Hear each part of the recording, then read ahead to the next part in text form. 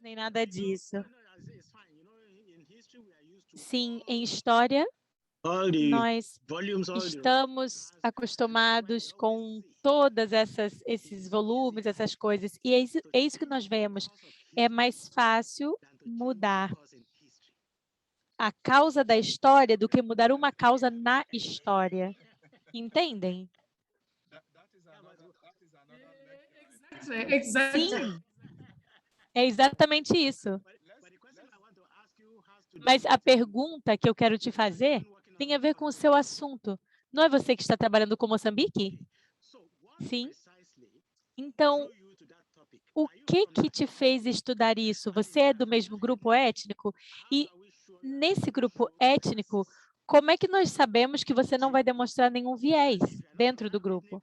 E se você não for desse grupo étnico, nós temos certeza que você não vai trazer uma perspectiva hegemônica, dizendo que o grupo é uma coisa e não outra. Então, eu quero saber, você faz parte desse grupo étnico? Samuel, antes de responder, tem Joyce e Babatunda na fila. Obrigado. Obrigado, professor. Essa é uma pergunta importantíssima que o senhor está fazendo e é algo que nós já estamos nos perguntando desde o início. Os meus colegas já falaram isso, toma cuidado. Por quê? A questão é, por que que nós escolhemos esse grupo? Por que que fomos nesse local e não qualquer outro lugar? Então, isso é muito importante. É importante darmos crédito à pesquisa que nós estamos fazendo. E existe uma dissertação sobre isso, e eu posso depois compartilhar o abstract, mas eu sou, mas não sou parte desse grupo, porque o grupo é bem amorfo. Quer dizer, ele inclui uma questão específica de Moçambique, nós temos 6 grupos étnicos ou 6 subgrupos dentro desse grupo. Então, é um grupo, se eu disser, por exemplo, eu faço... sim, claro, eu não falo Xangana, por exemplo, que é a língua lá, e é uma outra questão, né? Um outro desenvolvimento. Então, eu não estou conectado diretamente, mas o local onde os Tsonga vivem é uma aldeia muito pequena, mas possui muita história. E essa história está ligada a Moçambique e o nacionalismo. E os protestantes árabes foram o que criaram o que nós chamamos hoje de consciência nacional, essa questão do êxodo. Então, eles trouxeram, eles levantaram, na verdade, essa consciência nacional. E foi nisso que Eduardo Mondiani vem, é disso que vem. Então, há muitas histórias que precisam ser ditas ali. Então, os Songa, porque se houvesse, por exemplo, os Songa, nós diríamos, por exemplo, Sul, não significa quase nada, porque se olharmos a etimologia da palavra, só significa sul, não significa mais nada.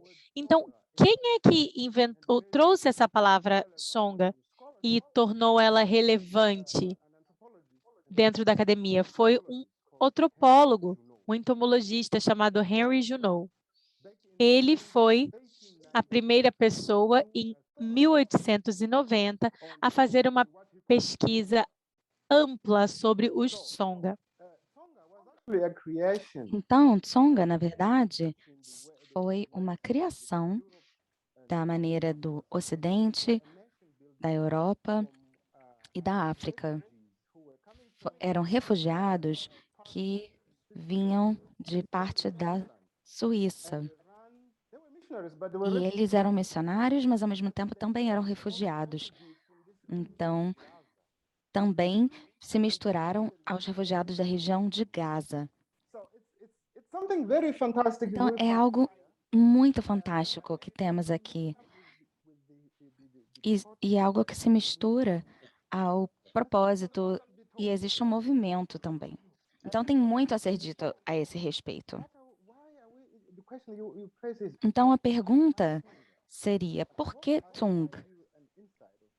Espero que eu possa dar a vocês um insight, porque é algo muito suculento, por assim dizer. Mas é fantástico, é incrível. Ótimo. E o que estamos procurando? Bem, estamos procurando. Esse povo também são conhecidos por suas histórias fantásticas, de suas peregrinações.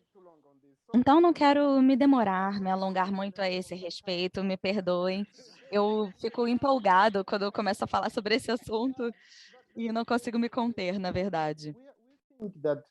A questão é que nós tendemos a pensar que há histórias religiosas que podem nos dizer algo que pode ser um certo tipo de fundamento, uma base, ou, na verdade, é que tem a ver com grounded theology ou a grounded theory.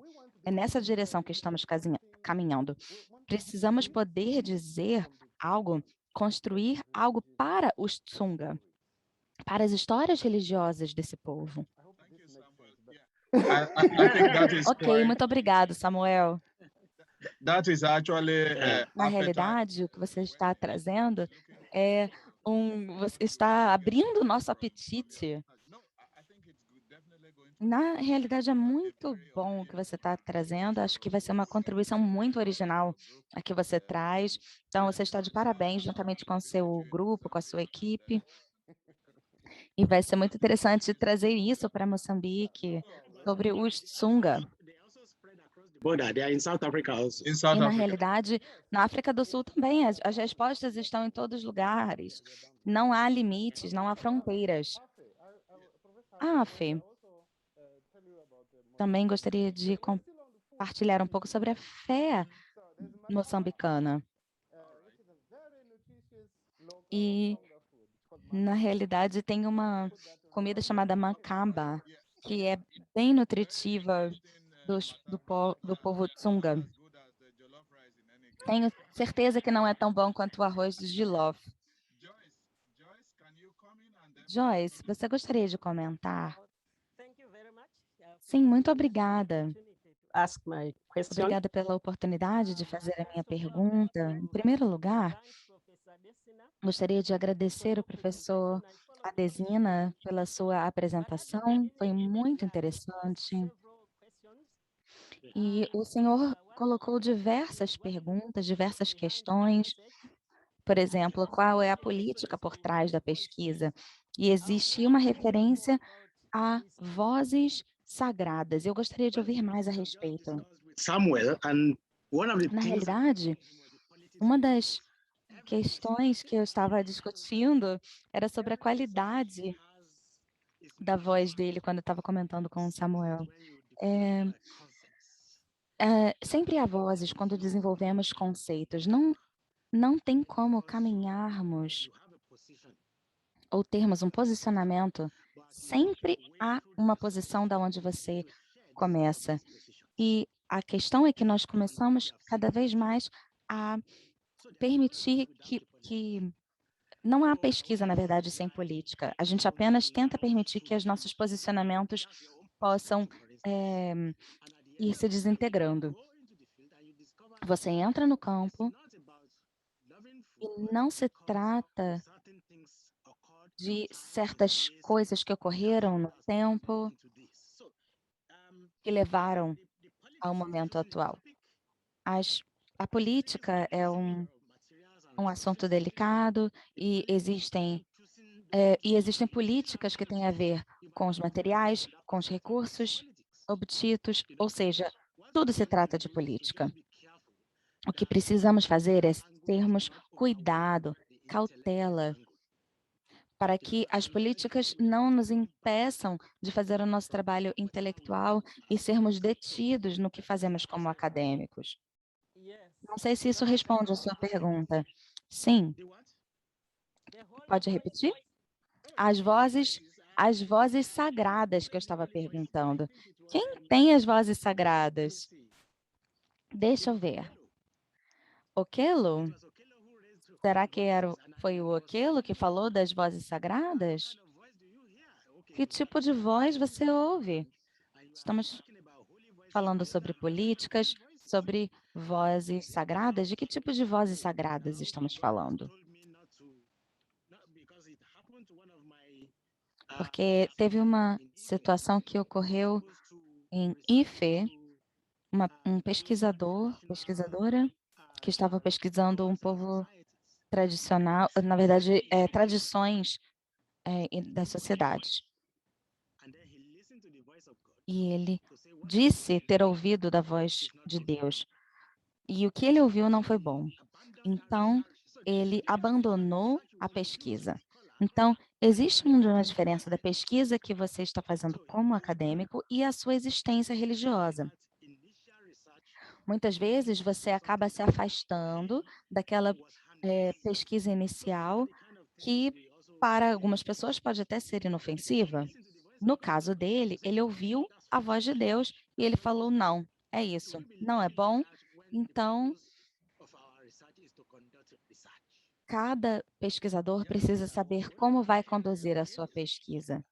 E eu estava perguntando ao Oquelo, eu estava perguntando a ele, que tipo de voz você ouve no campo? Para dar um exemplo. Então, quer seja um pastor, e o pastor muitas vezes é criticado pelo que fez, e aí você ouve a Deus, e Deus te dizendo, não toque no meu ungido, é meu profeta. E como que você lida com isso como pesquisador? Muito obrigada, professora Desina. Obrigada por trazer esse âmbito político. E se você não ouvir a voz de Deus, como que você sabe que é a voz de Deus de fato? Não é verdade? Essa é uma outra questão, porque o pastor foi aprovado e está dizendo, Deus me disse. Em Zimbábue, houve um pastor que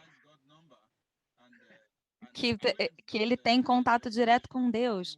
E ele diz que se comunica diretamente com Deus, ou seja, ele tem o telefone celular de Deus. E ele se comunica com Deus, mas quem vai saber ou ter certeza do que de fato está acontecendo? Nós precisamos dar uma olhada aqui, mais duas perguntas que temos para o professor Retief. Talvez ele queira ler as perguntas para darmos prosseguimento às perguntas e respostas. Muito obrigada, professor Adesina, por nos estimular com essas sessões incríveis das suas palestras. Como historiador, qual é o seu viés com relação aos líderes pentecostais, com relação à música, às vestimentas, aos trajes, às cosmologias? Em segundo lugar, talvez você tenha percebido que a pesquisa, claro que afeta a sociedade. E você mencionou, você fez uma citação de um acadêmico e do trabalho que ele fez com questões relativas à sociedade, e a citação também afirma que ele trouxe alguns aspectos muito relevantes e você falou sobre utilizar citações e sobre problematizar, considerando os investimentos que fazemos no setor acadêmico. E o senhor, como um acadêmico proeminente, que já teve acesso a bolsas de estudos, Com relação à citação, mencionando no contexto em que foi citado, a contextualização da citação, o senhor considera também que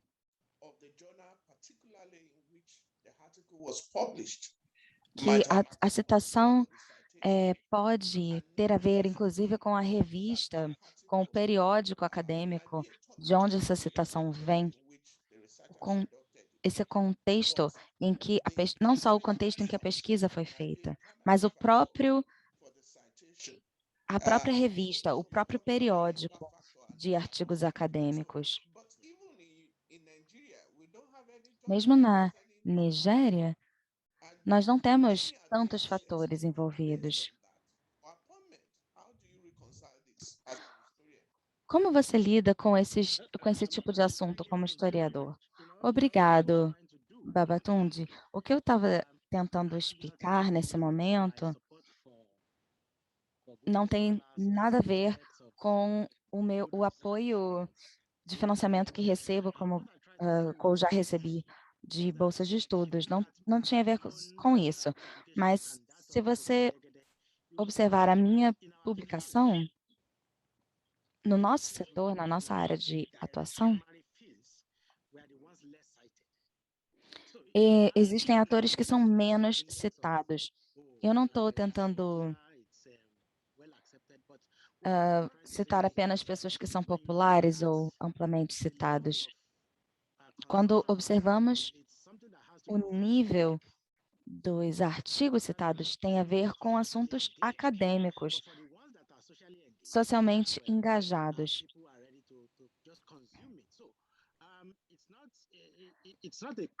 Não se trata de uma crítica ou de aceitação, ou de citações do Google Scholar ou do Google Acadêmico. São exemplos de como as coisas mudam ao longo do tempo, que muitas vezes são baseadas no que as pessoas querem ver, no que as pessoas querem ler, no que as pessoas querem ouvir. Na Nigéria, por exemplo, tem autores que não têm visibilidade, e não me sinto numa posição de poder criticar isso, porque eu acho que acho que mais coisas deveriam ser ditas sobre esse tipo de publicação, e tem, inclusive, algumas questões relativas à segurança e com relação à ética. Quando você escreve um artigo, hoje em dia, você precisa levar tudo isso em consideração, porque existe hoje em dia uma comercialização muito grande da intelectualidade, da intelectualização,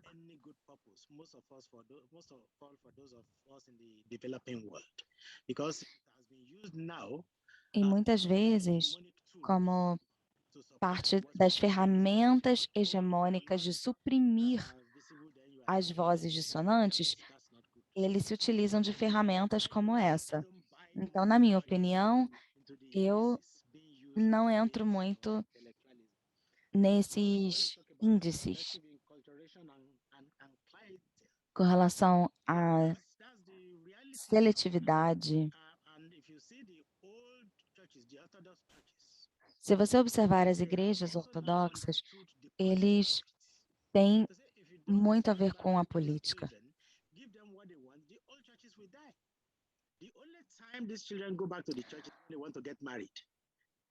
Todo momento, as pessoas se voltam para as igrejas ortodoxas, quer sejam se casar, quer sejam ter filhos ou batizar os filhos, de modo que são uma referência. E existe muita sabedoria em garantir que continuem com a sua clientela, dando a essa clientela o que essa clientela quer, esse público quer sejam as músicas que são ouvidas na igreja, e eu não estou falando agora só das realidades africanas, estou falando inclusive de realidades europeias também, da América Latina, e também pode ser reproduzida na África. Isso é muito importante com relação às igrejas pentecostais, que também querem sobreviver, eles não querem se perder no caminho, e muitas vezes eles acabam criando elementos para consumo. Obrigado, professora Lutaio Adesina. Temos cerca de 10 minutos e eu quero Apenas garantir que podemos ler mais perguntas. Se alguém tiver algum comentário ou pergunta, você pode colocar no chat e o professor Retief Miller pode ler, talvez. E tem aqui um último comentário e pergunta. Ô, Lute. Sim, obrigado, professor. Na realidade, eu coloquei isso como uma pergunta, então eu vou perguntar diretamente. Sim, obrigado. Algum tempo atrás, alguns anos atrás, um professor da minha instituição, um historiador, fez uma afirmação sobre haver criatividade na história. Ele falou, há criatividade na história. E esse homem, para mim, essa afirmação foi de um jeito que eu confesso que eu não consegui entender de que modo a criatividade entraria na história. Porque, na minha opinião, a história apresenta os fatos de uma forma mais objetiva. Então, como você pode trazer a criatividade para a história? Ele estava falando sobre criatividade na história, e para mim isso parece uma contradição em termos. E agora, na sua apresentação, o senhor também falou sobre criticarmos os dados ao retornar do campo, e isso me levou de volta a essa afirmação proferida pelo meu professor. Até que ponto podemos criticar os dados e ainda assim se manter objetivo e também se manter verdadeiro ao seu trabalho como historiador? Quanto de si você está realmente se separando da crítica que você mesmo está fazendo como historiador? Acho que eu consegui me fazer entendida. Sim, com relação a criticar os dados. Quando eu falei sobre isso significa que você acessa os dados, que você disseca os dados, e quando você disseca os dados, você começa a observar onde estão as lacunas que faltam, as lacunas faltantes. E é claro, uma vez que você identifica essas lacunas, você volta para o campo e você pensa, é isso aqui que está faltando. Será o que as pessoas estão dizendo sobre esta lacuna que estou tentando preencher? Esse é o tipo de crítica do qual estamos falando. Você ainda tem o objetivo de atingir a objetividade, mas critique a própria crítica e da forma como você recebeu. E com relação à criatividade na história, quando eu mencionei sobre isso, e eu entendo perfeitamente a sua dúvida,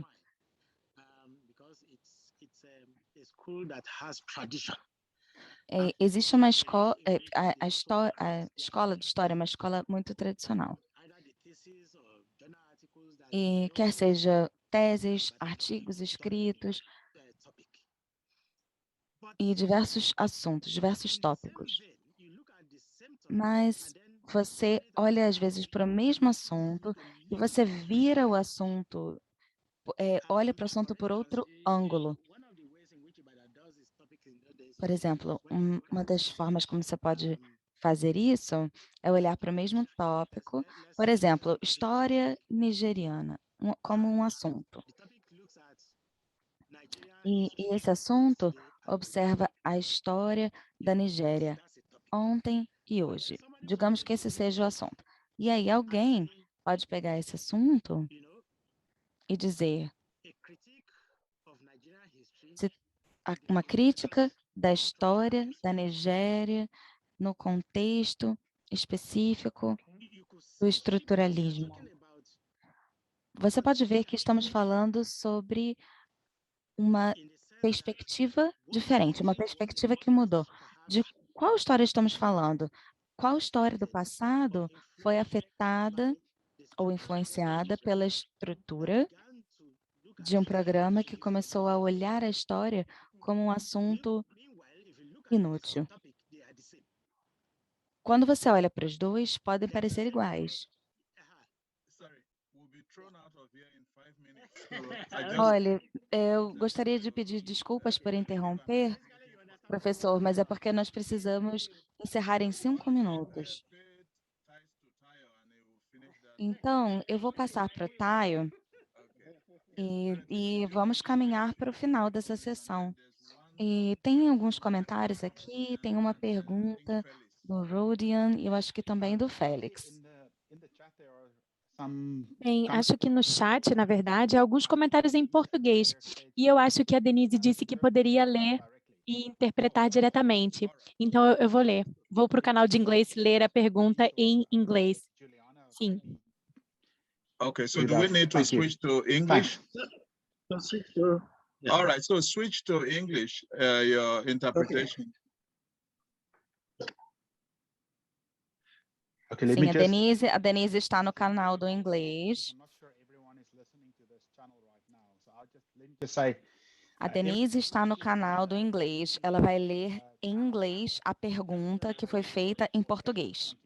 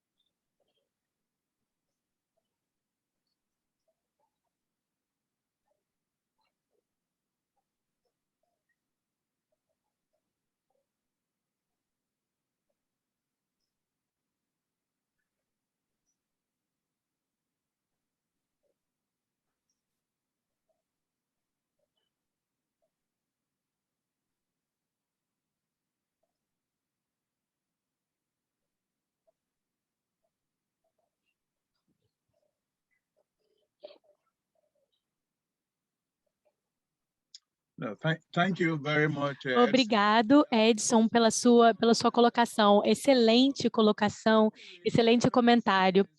Eu vou ler aqui essa pergunta. O Félix diz, à luz do subdesenvolvimento africano, como acham que a história pode ser feita para servir às sociedades africanas? Acho que o Rodian ficou com fome e foi embora. Rodian, você está aí? Sim, estou. Posso falar? Sim, por favor. Seja breve. Bem, eu queria comentar sobre essa questão das citações. Uma discussão a esse respeito sobre a popularidade dos periódicos nos quais os artigos foram publicados. E eu gostaria de falar sobre as diferenças das publicações. Estão me ouvindo? Sim, estamos te ouvindo. Estamos te ouvindo, sim. Certo. Então, eu estava pensando sobre essas diferenças nos anos de publicação. O que vocês acham que a publicação pode acrescentar, por exemplo? Eu vi um artigo que foi publicado em 96 e outro em 2007. E acredito que da forma como as coisas trabalham, como as pessoas trabalham hoje em dia, elas preferem os artigos mais novos. E acabamos vendo essa presença do periódico, especialmente para aqueles de nós que publicaram recentemente. Não sei se também reconheceriam ou reconhecem isso nas citações que encontram.